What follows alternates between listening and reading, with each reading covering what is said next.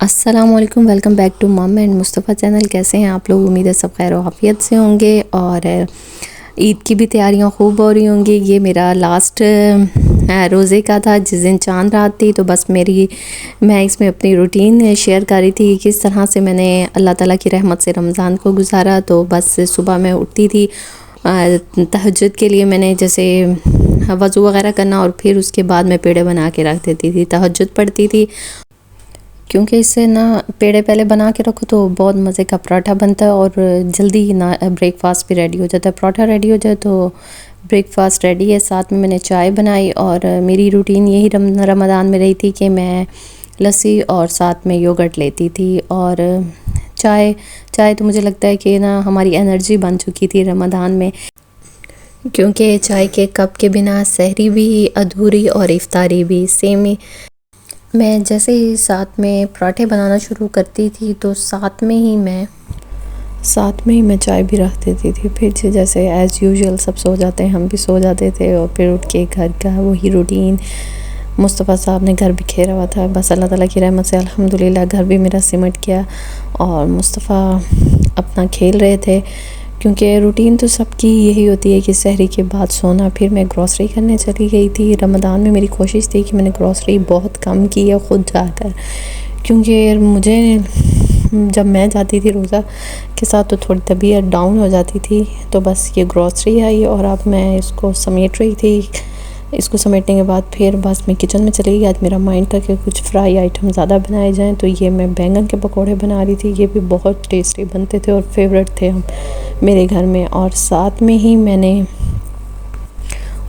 में मैंने बना लेती थी जो डिनर में खाना होता था, सीख कबाब मसाला मैं आज बना रही थी। मेरी यही होता था कि सबसे पहले मैं डिनर का बनाती थी, उसके बाद मैं बाकी इफ़्तार का बनाती थी। क्योंकि कुछ ऐसा होता है कि घर में कुछ लोग फ्राई आइटम नहीं खाते, तो उनको इफ़्तार के बाद फ़ौरन ही डिनर चाहिए होता है। तो बस फिर इस तरह से था। और ये मैं पकोड़े बना रही थी। ये मेरी बहुत मज़े की रेसिपी थी और बहुत क्रिस्पी बनते थे, लेकिन मैंने रिकॉर्ड तो फुल की थी। अब क्योंकि जब मेरा आ रहा है व्लॉग तो तब ईद का है, तो फिर मैंने बस इसको थोड़ा कट भी किया और फास्ट में मैंने इसको कर दिया। इसमें वही पकोड़ों में जो डलती हैं सेम इंग्रेडिएंट्स होते थे, साथ में मैं चिकन डाल देती थी। और मुझे पकोड़ों में जो पसंद है ना, वो लंबाई में कट हुए हुए प्याज और साथ में जो आलू होते हैं ये पसंद थे। और मैं इसमें मोटा मोटा डालती थी धनिया, क्योंकि धनिया जो सूखा धनिया वो बहुत मज़े का लगता है।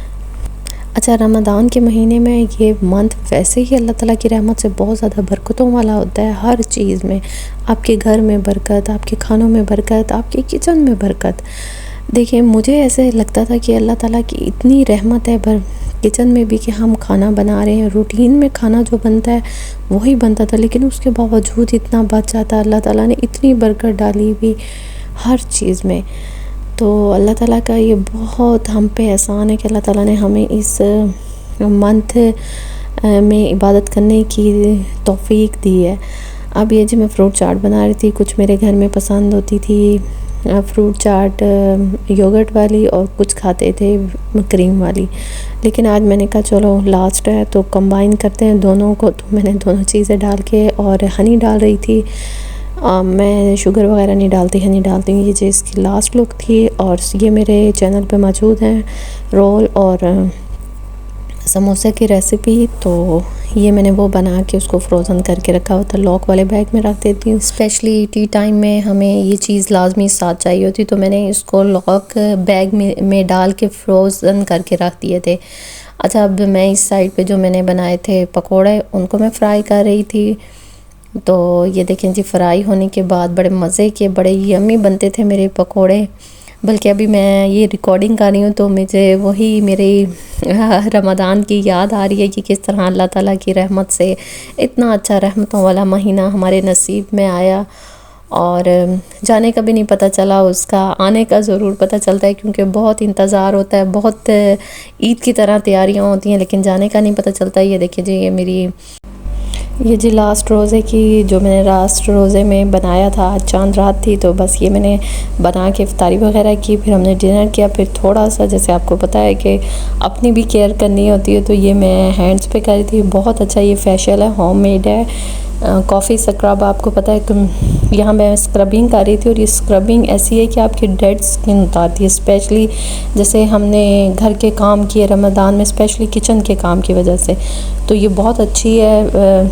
इंशाल्लाह मैं इसकी वीडियो भी शेयर करूँगी। मैंने फेशियल पूरा रिकॉर्ड किया। ये जी मेरा ईद का सूट था जो मैंने प्रेस किया, और उसके बाद मेरा था कि मैं जो अपनी मेरी यूट्यूब की फैमिली है जो देखने वाले हैं उनको मैं अपना ईद का सूट भी दिखाऊं। तो ईद का सूट तो फिर स्पेशल सूट होता है ना, उसके लिए तो हम बहुत ज़्यादा तैयारी करते हैं। तो ये देखें जी, ये माशाल्लाह बहुत खूबसूरत सूट था। इसके साथ मैंने लॉन्ग शर्ट बनवाई थी, और साथ में मैंने इसके ट्राउज़र जो आजकल प्लाज़ो में चल रहे हैं वो मैंने बनवाए थे। तो ये बहुत अच्छा लग रहा था, और साथ में दुपट्टा इसका था कॉटन नेट का, और उसके ऊपर बारीक सी लगी हुई थी लेस। और मुझे पसंद भी बहुत ज़्यादा नहीं है हैवी दुपट्टे, तो बस मैंने अपनी तैयारी बना ली थी, क्योंकि यहाँ पर नमाज का जो ईद की नमाज़ का टाइमिंग है वो सुबह 5 बजे की थी। तो फिर मैंने अपनी फुल तैयारी रात में ही रेडी कर ली, ताकि सुबह बस हम लोग जल्दी से रेडी हो जाएं और नमाज के टाइम से पहले वहाँ पर पहुँच जाएं। तो ये मेरा दूसरा सूट था। एक मैंने थोड़ा हैवी बनवाया था, और दूसरा मैंने स्टिच खुद करवाया था, और ये मैंने आई थिंक डाइनर्स से लिया था। ये मेरे डाइनर्स का था। तो ये सिंपल सा था, यानी बाजुओं पर इसकी एम्ब्रॉयडरी थी, स्लीव्स पे, बाकी नेक पे हल्का सा बना हुआ था डिज़ाइन, और साथ में एम्ब्रॉयडरी थी। तो दूसरा दिन का मेरा ये वाला ड्रेस था। यहाँ पर ऐसे होता है कि बाहर जब हम निकलते हैं तब तो हम लोग अबाया ही करते हैं। तो ये मेरी ज्वेलरी थी। मैंने ज्वेलरी वगैरह, जैसे मैंने आपको बताया, मैंने अपने सारा रात को रखा हुआ था सामान रेडी, के बाद सुबह उठना है, इनको जल्दी जल्दी हमने कपड़े वेयर करने हैं और ज्वेलरी वगैरह, और बस चले जानी है। और ये मैंने मेकअप का जो मैंने हल्का फुल्का सुबह मॉर्निंग में करके जाना था ईद पे, तो वो मैंने साथ में सामान रखा था। और ये मेरी जी लिपस्टिक का सबसे मोस्ट फेवरेट कलर है प्लीज़ मी मैक में, बहुत खूबसूरत कलर है ये कलर। बस मैं कहती हूँ ये सिंपल सा आप लगा लेना तो आपका मेकअप कंप्लीट है। और जो हुदा की आपको पता है पैलेट है, उसमें ब्लश ऑन हर चीज़ आपको मिलता है। ये देखें, साथ में मैंने वॉच, ब्रेसलेट, एक हाथ में मैंने कहा चूड़ियाँ पहनूंगी, दूसरे हाथ में मैंने ये ब्रेसलेट वगैरह पहन लिया था। तो ईद की तैयारी ऐसे होती है ना कि बस इंसान सोचता है कि ये करें और वो करें। साथ में ये जी मेरे मुस्तफ़ा साहब के ड्रेस था। ये आज इस ईद पे मेरा था कि माशाल्लाह वो चलने वाला है, तो मेरा था कि मैं उसको वेस्ट कोट के साथ कपड़े पहनाऊंगी। तो बस मैंने फिर वेस्ट कोट उसका सूट लिया था, साथ में मैंने उसकी पेशावरी चप्पल ली थी, चप्पल नहीं सॉरी खेड़ी थी ये। और ये मैंने अबाया अपना प्रेस कर दिया था। मैंने कहा चलें अबाया भी आपको दिखाते हैं कि चांद रात की मैंने कैसे तैयारी की थी।